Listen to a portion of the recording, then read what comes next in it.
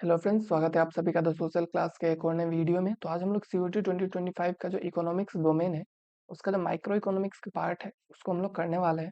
ये जनरली आपके क्लास 11 में होता है, इसलिए इसको बहुत ज़्यादा लोग भूल चुके होंगे। तो मैं इसके कुछ इंपॉर्टेंट क्वेश्चंस आपको कराऊंगा, साथ में इसका जो कंसेप्ट रिकैप है, वो भी आपका हो जाएगा। चलिए शुरू करते हैं बिना किसी देरी के। पहला क्वेश्चन क्या कह रहा है?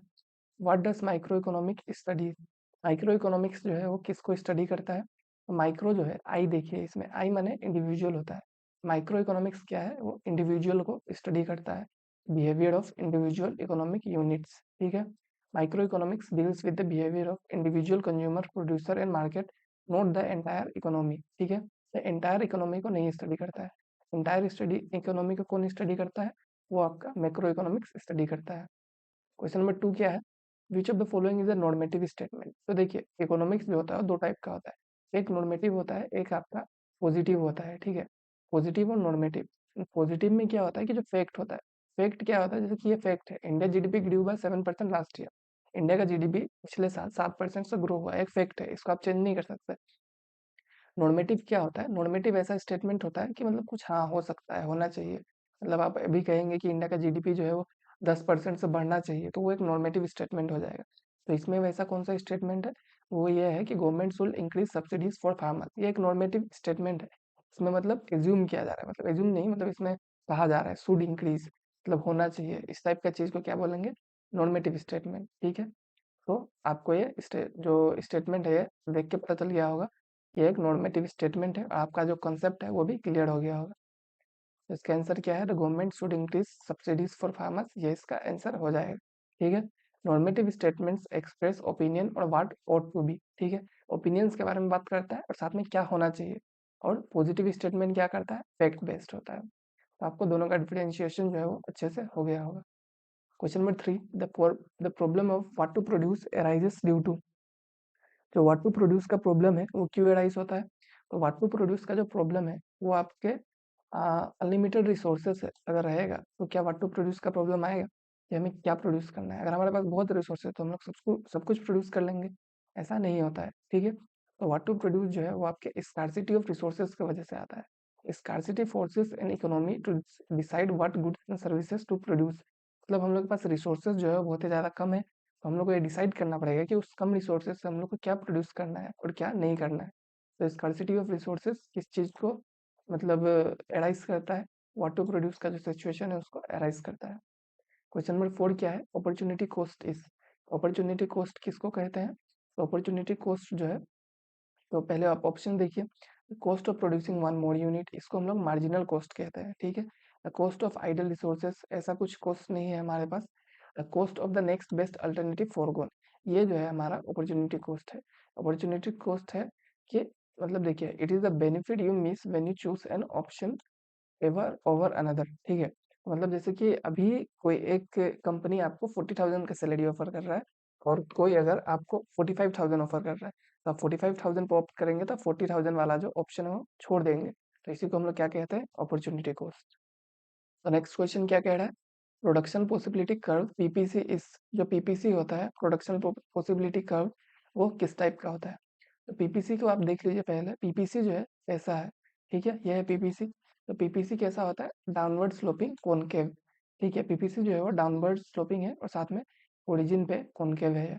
तो पीपीसी किस टाइप का है वो आपने देख लिया, और अगर इसके रिलेटेड कोई क्वेश्चन आता है तो इसको आप अच्छे से कर लीजिएगा। क्वेश्चन नंबर 6 क्या कह रहा है? Which of the following is the feature of central plan economy? Central plan economy का कौन सा फीचर है इसमें? सेंट्रल प्लान इकोनॉमी मतलब कि उसमें सारे डिसीजंस जो है वो गवर्नमेंट ही लेंगे। सेंट्रली प्लान है, मतलब वो गवर्नमेंट द्वारा कंट्रोल किया जाता है इकोनॉमी। तो उसका करेक्ट आंसर क्या हो जाएगा? कौन सा फीचर?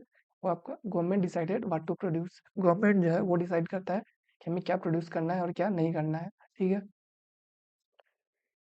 तो इसका आंसर क्या हो जाएगा? Government decided what to produce. Question number 7 क्या है? The slope of the demand curve. इस डिमांड कर्व का जो स्लोप है वो कैसा होता है? तो डिमांड कर्व का जो स्लोप होता है वो आपका डाउनवर्ड स्लोपिंग होता है। ये देख लीजिए, डिमांड कर्व कुछ इस टाइप का दिखता है। तो डिमांड कर्व का जो स्लोप है वो डाउनवर्ड स्लोपिंग होता है। Demand curve slopes down due to inverse relationship between price and quantity demanded. तो रीजन क्या है इस डाउनवर्ड स्लोपिंग का? तो रीजन ये है, इनवर्स रिलेशनशिप है प्राइस और क्वांटिटी का। प्राइस जितना ज़्यादा होगा, डिमांड इतना कम होगा। तो रिलेशन जो है वो इनवर्स है, इसलिए डाउनवर्ड स्लोपिंग कर्व है। क्वेश्चन नंबर 8 क्या कह रहा है? When price of a good increases the demand falls, this is due to. जब गुड्स का प्राइस बढ़ता है तो उसके बाद डिमांड जो है वो गिरने लगता है। गुड्स का प्राइस बढ़ने के बाद डिमांड क्यों गिरता है? तो ये आपका लो ऑफ डिमांड की वजह से होता है। लो ऑफ डिमांड क्या कहता है कि जब प्राइस जो है वो बढ़ेगा तो डिमांड जो है वो घटेगा। तो यही है लो ऑफ डिमांड। तो यही चीज यहाँ पे पूछा गया है, लो ऑफ डिमांड की वजह से ये चीज होता है। ठीक है। क्वेश्चन नंबर 9 क्या कह रहा है? Which of the following is a cause of downward slope of demand curve. तो मैंने अभी आपको बताया कि डाउनवर्ड स्लोपिंग क्यों है, मतलब जो डिमांड कर्व है। तो इसमें लेकिन वो ऑप्शन आपको नहीं दिख रहा होगा, law of increasing marginal utility, income effect and substitution effect, law of diminishing return, increase in supply. ये सब रीजन जो है इसमें आपको कोई ऐसा मिल नहीं रहा होगा जो मैंने अभी आपको बताया कि प्राइस बढ़ने से जो डिमांड है वो घटता है, इनवर्स रिलेशनशिप है। तो वही चीज यहाँ पे अलग लैंग्वेज में लिखा हुआ है, वो है आपका income effect and substitution effect. ठीक है। जो income effect and substitution effect है उसके वजह से ही जो आपका डिमांड कर्व है वो डाउनवर्ड स्लोपिंग है। ये income effect and substitution effect क्या है, क्या चीज एक्सप्लेन करता है? ये एक्सप्लेन करता है कि कंज्यूमर्स जो है वो क्यों ज्यादा खरीदते हैं जब प्राइस गिरता है। इस चीज को ये दोनों इफेक्ट जो है वो एक्सप्लेन करता है। तो इसका आंसर हो जाएगा ऑप्शन नंबर बी। तो नेक्स्ट क्वेश्चन क्या कह रहा है? नेक्स्ट क्वेश्चन है आपका question number 10। If fall in price of good X leads to fall in demand of good Y, then X and Y are. देखिए कि मान लीजिए गुड एक्स जो है वो चाय है और गुड वाई जो है कॉफी है। तो अगर चाय का प्राइस फॉल हुआ इसके वजह से गुड वाई जो है इसका डिमांड जो है वो भी आपका मतलब फॉल हो गया है। तो ऐसा क्यों हुआ? क्योंकि दोनों जो है सब्स्टिट्यूट है, मतलब चाय का प्राइस अगर कम है तो लोग चाय पी लेंगे, तो इसलिए जो कॉफी का जो डिमांड है वो कम हो जाएगा। तो इस तरह से इसको हम लोग क्या कह सकते हैं, सब्स्टिट्यूट गुड्स जो है वो कह सकते हैं। ठीक है। उसका क्वेश्चन नंबर 11 क्या है? Price elasticity of demand measures. Price elasticity of demand जो है वो किसको मेजर करता है? प्राइस इलास्टिसिटी ऑफ डिमांड जो है आपको पता होगा कि डिमांड जो है प्राइस की वजह से मतलब क्या चेंज हो रहा है, मतलब प्राइस का क्या रिएक्शन हो रहा है डिमांड पे, उसी चीज को कहा जाता है। तो responsiveness of demand to change in price, मतलब प्राइस में चेंज होने की वजह से डिमांड जो है क्या रिस्पॉन्ड कर रहा है, इसी चीज को price elasticity of demand measure करता है। ठीक है। क्वेश्चन नंबर 12 क्या है? Perfectly inelastic demand means. जो परफेक्टली इनइलास्टिक डिमांड है वो क्या चीज को दर्शाता है, क्या चीज बताता है? परफेक्टली इनइलास्टिक डिमांड जो है वो ये कहता है कि demand doesn't change with price, मतलब प्राइस के साथ जो है डिमांड कभी चेंज नहीं होगा।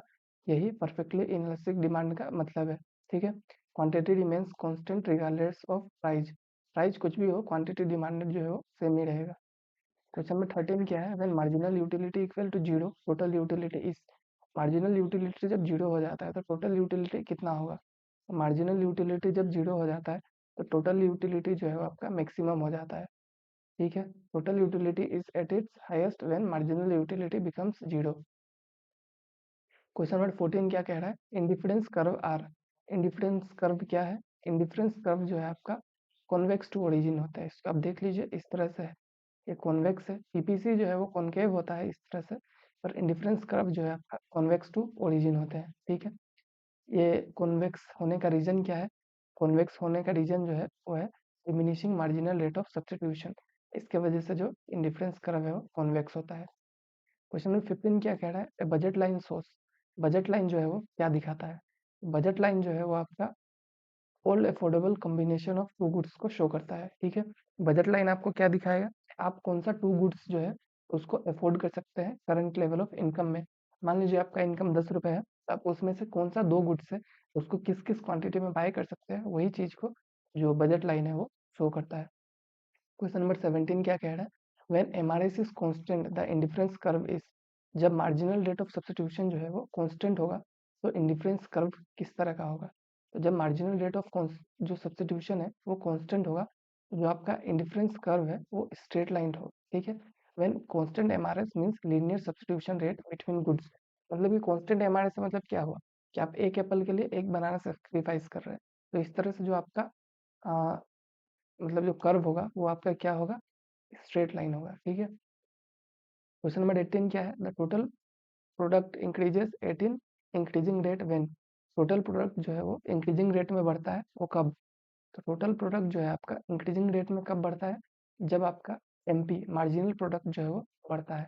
मार्जिनल प्रोडक्ट बढ़ने से टोटल प्रोडक्ट जो है वो बहुत ही जल्दी बढ़ता है। ठीक है। मार्जिनल प्रोडक्ट मतलब क्या होता है, आपका जो एडिशनल प्रोडक्ट है, तो एडिशनल प्रोडक्ट बढ़ेगा तभी तो टोटल प्रोडक्ट बढ़ेगा। ये सिंपल सा कॉन्सेप्ट है, ठीक है। क्वेश्चन नंबर 19 क्या कह रहा है, law of variable proportion applies इन। जो लॉ ऑफ वेरिएबल प्रोपोर्शन है वो किस किस सिस्टम में अप्लाई कर सकते हैं हम लोग। लो वेरिएबल प्रोपोर्शन जो है बस शॉर्ट रन में अप्लाई होता है। तो इसमें क्या होता है, only variable factor change making the law applicable. Short run में बस हम लोग वेरिएबल फैक्टर्स को चेंज करते हैं, जैसे कि का लेबर हो गया, वो सब को हम लोग चेंज करते हैं। पर जो लॉन्ग रन होता है, जो आपका अलग फैक्टर्स है उनको भी चेंज कर सकते हैं, जैसे कि प्लांट मशीनरी लेबर, मतलब लेबर नहीं, प्लांट मशीनरी वगैरह, उनको भी हम लोग लॉन्ग रन में चेंज कर सकते हैं, ठीक है। क्वेश्चन नंबर 20 क्या है, if marginal cost is rising then.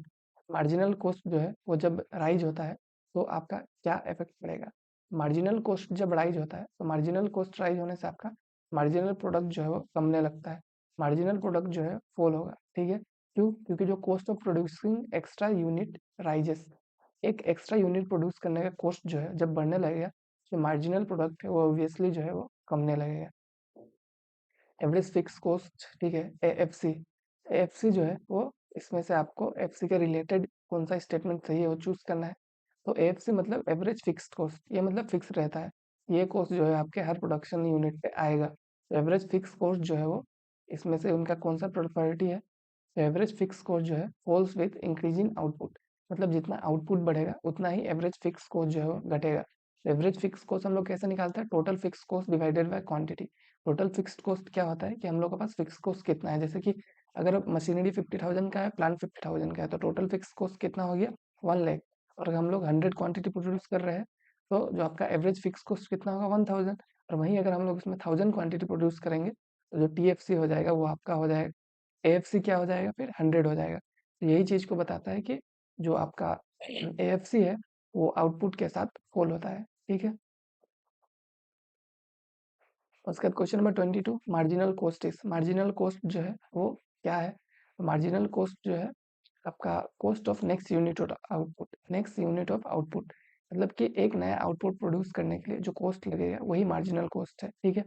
इसका फॉर्मूला क्या है, change in total cost by change in quantity. Question number 23, in perfect competition price is. Perfect competition में जो प्राइज होता है वो क्या होता है, तो परफेक्ट कंपटीशन में जो प्राइज होता है वो इंडस्ट्री जो है डिटरमाइन करता है। इंडस्ट्री डिटरमाइन करेगा प्राइस को, फिल्म जो होता है प्राइस टेकर होता है। इंडस्ट्री का मतलब यहाँ पे जो प्रोड्यूसिंग इंडस्ट्री नहीं है, कि जिस गुड्स का इंडस्ट्री है उसका बात किया जा रहा है। मान लीजिए अगर कोई बिस्किट है, उसका प्राइस कौन डिटरमाइन करेगा, बिस्किट इंडस्ट्री डिटरमाइन करेगा, ना कि कोई एक इंडिविजुअल फिल्म, ठीक है। Firms accept prices perfect competition में। Question number 24, profit is maximum when. Profit जो है वो कब मैक्सिमम होता है, तो प्रॉफिट जो आपका मैक्सिमम होगा जब marginal revenue equal to marginal cost.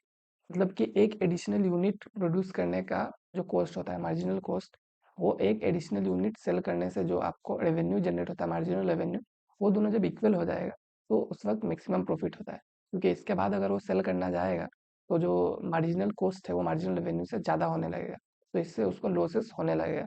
तो मैक्सिमम प्रॉफिट कब होता है, जब आपका M R equal to M C होता है। क्वेश्चन नंबर 25, आज का हम लोग का लास्ट क्वेश्चन क्या बोल रहा है, in short run film continues to operate even if. Short run में एक जो फिल्म है वो कब कब ऑपरेट करेगा, किस कंडीशन में वो ऑपरेट करेगा, तो वो जो है आपका इस कंडीशन में ऑपरेट करेगा जब टोटल रेवेन्यू जो है आपका टोटल वेरिएबल कॉस्ट से ज्यादा हो, ठीक है। टोटल वेरिएबल कॉस्ट मतलब कि जो आपका लेबर पे कॉस्ट आ रहा है, मान लीजिए, ठीक है। अगर उसका रेवेन्यू जो है वो लेबर कॉस्ट को कवर कर पा रहा है तो कंपनी जो है वो ऑपरेट करेगा, ठीक है। पर अगर जो टोटल रेवेन्यू है वो उसको भी नहीं कवर कर पा रहा है, तो वो इसको बहुत चांसेस है कि मतलब फेम को क्लोज कर देगा, ठीक है। तो ये चीज आप अच्छे से समझ गए होंगे, ठीक है। तो ये आज का हम लोग का लास्ट क्वेश्चन था। अगर आपको अच्छा लगा तो आप जो है चैनल को सब्सक्राइब कर लीजिए। Thank you all.